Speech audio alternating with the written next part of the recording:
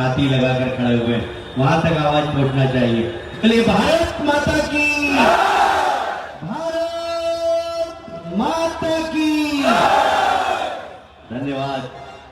मंच पर उपस्थित इस जिले के सभापति विनय वर्मन जी, हमारे बहुत ही शानदार, जानदार और जोरदार सांसद प्रोफेसर सुकांत मजूमदार जो यहाँ के सांसद हैं, जरा तालियां बजाकर सुकांत का स्वागत करें। हमारे भारतीय जनता पार्टी के बहुत ही कर्मठ जीएस सायंतनदा, जरा तालियां बजाकर सायंतनदा का भी स्वागत करें। नॉर्थ बंगाल के ही दूसरे महामंत्री रतिंदर राज, रतिंदर के भी जरा जोरदार तालियां बजाएं। हमारे श्यामल बॉस, श्यामल घोष कहाँ हैं? वरिष्ठ नेता, सबसे मंच पर सबसे वरिष्ठ यही है। निरंजन राय जी, निरंजन राय लोकसभा लड़े थे, कहां से पता है? किसके खिलाफ? इन्होंने बोला पप्पू और नया नाम अप्पू। क्यों भाई? भाईपो, भाईपो के खिलाफ लड़े। इतनी गुंडागिर्दी के खिलाफ भी 5.25 लाख वोट लेकर आए थे निरंजन राय। जरा तालियां बजाकर स्वागत करें इनका भी। हमारे ओबीसी मोर्चे के सभापति अजीत सरकार जी, तालियां बजाएं इनके लिए भी। पूर्व अध्यक्ष शुभेंदु सरकार, सुप्रियो दत्त जी, सबके लिए जरा एक बार मंच पर बैठे हुए सभी पदाधिकारियों के लिए आप तालियां बजा दीजिए जोरदार। और आप सबको मैं दोनों हाथ जोड़ के प्रणाम करता हूं कि इतनी विलंब से आने के बाद, इतनी ठंड के बाद भी आप इतनी बड़ी संख्या में बैठे हुए चारों तरफ। इधर देख रहा हूं तो लोग खड़े, इधर देख रहा हूं तो लोग खड़े, पीछे देख रहा हूं तो लोग खड़े, चारों तरफ खड़े हुए आपको दोनों हाथ जोड़ के प्रणाम करता हूं।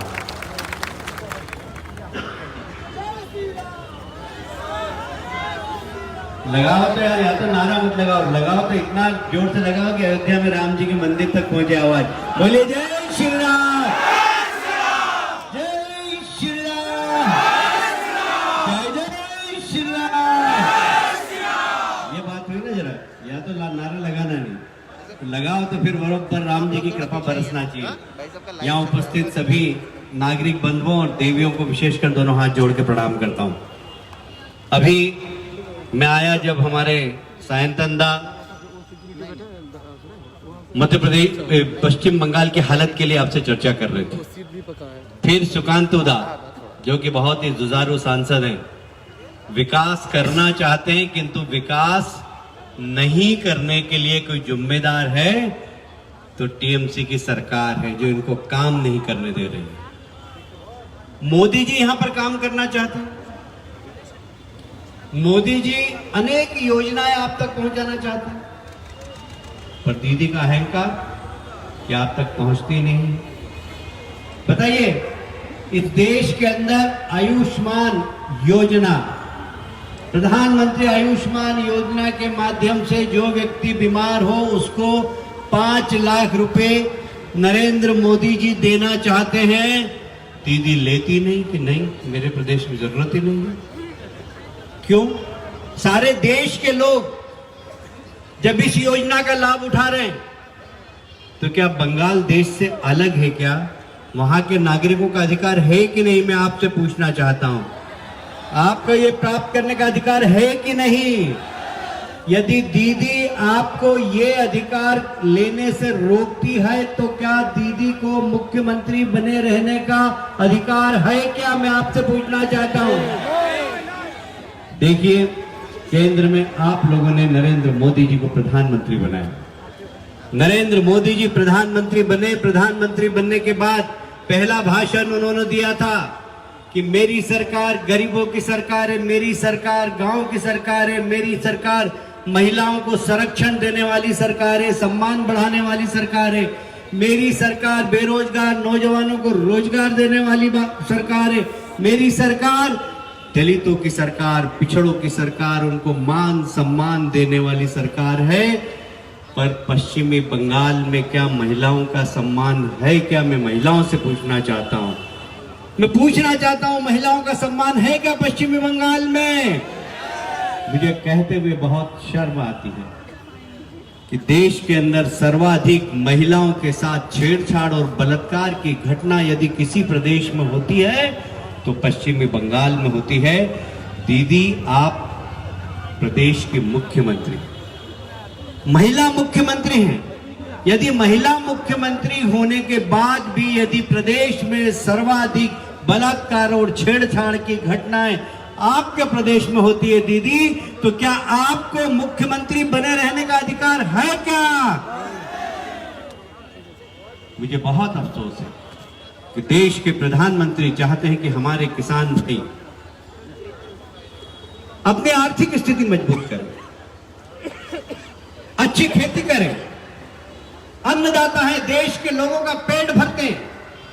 और इसलिए देश के प्रधानमंत्री ने किसान सम्मान निधि के माध्यम से देश के सब किसानों के खाते में 6,000 रुपए प्रति वर्ष डालने का निर्णय लिया। 2 साल से सारे देश के किसानों के खाते में 6,000 रुपए सीधे प्रधानमंत्री भेजते हैं और किसानों के खाते में चले जाते हैं।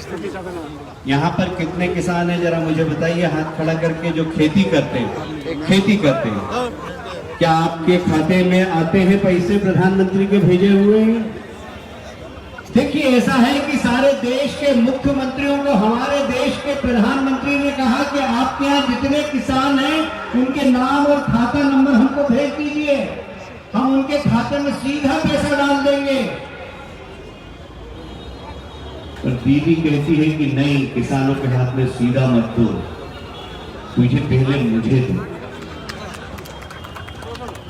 मेरे खाते में डाल। क्यों दीदी? किसानों के लिए भी कट मनी चाहिए क्या आपको? जब देश के सारे किसानों को प्रधानमंत्री सीधे हर 3 महीने बाद 2-2 हजार रुपए दे रहे हैं, 4 महीने बाद 2-2 हजार रुपए दे रहे हैं, सीधे उनके खाते में पहुंच जाते हैं। बंगाल के किसानों का ये अधिकार है कि नहीं, मैं आपसे पूछना चाहता हूं। मैं भारतीय जनता पार्टी का कार्यकर्ता हूं। अभी तक आपके खाते में 6 और 6 12 और इस तिमाही का 14 हजार पहुंच जाना था, नहीं पहुंचा। भारतीय जनता पार्टी की सरकार आएगी, जो मुख्यमंत्री बनेगा वो सीधे किसानों की लिस्ट प्रधानमंत्री जी को भेजेगा। सबके खाते में 18,000 रुपए डालने का काम भारतीय जनता पार्टी की सरकार करेगी। ये किसानों का हक है, किसानों का सम्मान निधि है, पर दुर्भाग्य से सारे देश के किसानों को इसका लाभ मिल रहा है, पर हमारे पश्चिमी बंगाल के किसान इससे वंचित हैं। आपका भी अधिकार है। मुझे याद आता है, आपने कांग्रेस की सरकार देखी पश्चिमी बंगाल के लोगों ने, सीपीएम की सरकार देखी, अब आप टीएमसी की सरकार भी 10 वर्षों से देख रहे हैं। दीदी ने कहा था कि हर जिले के अंदर एक बड़ा कारखाना खोलूंगी, बड़ी फैक्ट्री खोलूंगी और वहां के बेरोजगार नौजवानों को रोजगार दूंगी। क्या यहाँ पर कोई बड़ी फैक्ट्री खुली क्या? किसी नौजवान को रोजगार मिला क्या आप में से पिछले 9 साल में? 9 साल में, 9.5 साल में भी रोजगार नहीं मिला, तो अब क्या दीदी को मुख्यमंत्री बने रहने का अधिकार है क्या? मैं नौजवान साथियों से पूछना चाहता हूं। माटी मानुष की बात की, उनके नाम पे वोट लिया था, आज मां दुखी है। कम से कम उन 135 मां से तो मैं मिल चुका हूं जो भारतीय जनता पार्टी के कार्यकर्ता थे, उनकी हत्या दीदी के गुंडों ने की, टीएमसी के गुंडों ने की। क्या इस देश के अंदर सरकार के खिलाफ प्रदर्शन करना, विरोधी पार्टी में शामिल होना क्या पाप है? क्या मैं आपसे पूछना चाहता हूं, क्या ये हिंसा की राजनीति होना चाहिए क्या पश्चिमी बंगाल के अंदर? मैं आपसे पूछना चाहता हूं, क्या हत्या की राजनीति होना चाहिए क्या? मैं आपसे पूछना चाहता हूं, होना चाहिए क्या? राजनीति हिंसा समाप्त होना चाहिए कि नहीं होना चाहिए? प्रदेश में शांति होना चाहिए कि नहीं होना चाहिए? जरा दोनों हाथ ऊपर उठा के बताइए, प्रदेश में शांति होना चाहिए कि नहीं होना चाहिए? हिंसा की राजनीति समाप्त होना चाहिए कि नहीं होना चाहिए? मैं आपसे वादा करता हूं, भारतीय जनता पार्टी की सरकार आएगी, हम हिंसा की राजनीति समाप्त करेंगे। जो गुंडे यहाँ पर टोलाबाजी कर रहे, जो गुंडे यहाँ पर सिंडिकेट राज चला रहे, उन सब के लिए आते ही जेल के सिक्चों में डाला जाएगा। नई जेल बनाना होगी तो भी बनाएंगे, चिंता मत करना। आप सोच रहे होंगे कि इतने सारे गुंडों के लिए जेल कहां से लाओगे? जेल भी आएगी, कोई सड़क पर नहीं घूमेगा। हर माता का सम्मान बढ़ाने का काम भारतीय जनता पार्टी की सरकार करेगी। क्या आपने ममता जी को इसलिए मुख्यमंत्री बनाया कि उनका बाइको कोयले की माफियागिरी करे? कोयले की माफियागिरी के लिए बनाया था क्या? क्या आपने गाय की तस्करी करने के लिए उनको मुख्यमंत्री बनवाया था क्या? क्या आपने सेंट की, बालू की माफियाओं को समर्थन करने के लिए बनाया था क्या? क्या आपने सिंडिकेट राज चलाने के लिए बनाया था क्या? क्या आपने टोलाबाजी लोगों को खड़ा करने के लिए ममता जी को वोट दिया था क्या? आपकी भावनाओं का खिलवाड़ यदि किसी ने किया है तो केंद्र की सरकार ने किया है और ममता जी ने किया। मैं आपको वादा करने आया हूं, मोदी जी के नेतृत्व में हम पश्चिम बंगाल में भारतीय जनता पार्टी की सरकार बनाएंगे और इन टोलाबाजों को समाप्त करेंगे, सिंडिकेट रहेंगे। एक सोनार बंगला का जो सपना रविन्द्रनाथ टैगोर ने दिखाया था, उस सपने को साकार करने का काम हम करेंगे, हम मोदी जी के नेतृत्व में करेंगे। और इसलिए आप सबसे चर्चा करने आया हूं इस बात के लिए कि हम एक अच्छा शासन देना चाहते हैं, हम एक स्वच्छ प्रशासन देना चाहते हैं। बंगाल की अपनी एक विशेषता रही है, बंगाल में महान व्यक्तित्व हुए हैं, चाहे स्वामी विवेकानंद की बात करें, चाहे रामकृष्ण जी की बात करें, चाहे हम गुरुदेव रविन्द्रनाथ टैगोर जी की बात करें, चाहे हम बंकिम चंद्र उपाध्याय की बात करें, चाहे हम डॉक्टर श्यामा प्रसाद मुखर्जी की बात करें, चाहे हम चैतन्य महाप्रभु की बात करें, जिन्होंने हरे राम हरे कृष्ण का भावना के साथ सारे बंगाल के अंदर भक्ति रस की गंगा बहाई थी, चाहे वर्तमान समय के अनुकूल ठाकुर की बात करें, जिन्होंने समाज के अंदर जन जागृति फैलाने की काम की। वो बंगाल आज अपनी संस्कृति खो रहा है, घुसपैठी आ रहे हैं सीमावर्ती जिलों के अंदर, डेमोग्राफी बदल रही है, घुसपैठी आ रहे हैं, वहां तक तो ठीक है, साथ में आतंकवाद आ रहा है, अवैध हथियार आ रहे हैं, फेक करेंसी आ रही है कि नहीं आ रही? मुझे बताइए। ये फेक करेंसी को संरक्षण देने वाली सरकार क्या इस प्रदेश में रहना चाहिए क्या? ये गाय की तस्करी करवाने वाली सरकार क्या इस प्रदेश में रहना चाहिए क्या? ये घुसपैठियों को अपने प्रदेश में लाकर वोटर लिस्ट में नाम जुड़वाकर इस प्रदेश की डेमोग्राफी बिगाड़ने वाली सरकार रहना चाहिए क्या? दीदी बोलती है कि बाहरी लोग हैं। क्या इस देश के प्रधानमंत्री बाहरी हैं? नरेंद्र मोदी जी क्या देश के बाहर के? नरेंद्र मोदी जी जब इस प्रदेश में आते हैं तो दीदी कहती है बाहर के लोग। अमित शाह जी, जिन्होंने धारा 370 हटाई, जो सीए का बिल लेकर आए, जो बांग्लादेश से हमारे भाई आए यहां पर प्रताड़ित होकर, वहां धार्मिक रूप से उन्हें नागरिकता देने के लिए जो बिल लाए, वो यहां आते हैं तो दीदी बोलती बाहरी है। अरे भारतीय जनता पार्टी के राष्ट्रीय अध्यक्ष नड्डा जी जब यहां आते हैं तो बंगाल की क्या ये परंपरा है कि उनको पत्थर से स्वागत करें? बंगाल की ये परंपरा है क्या? इस बंगाल को नड्डा जी के ऊपर पथराव करके जिस तरीके से देश और दुनिया के अंदर ममता जी ने बदनाम किया, क्या ऐसे बंगाल की बदनामी को आप बर्दाश्त करेंगे?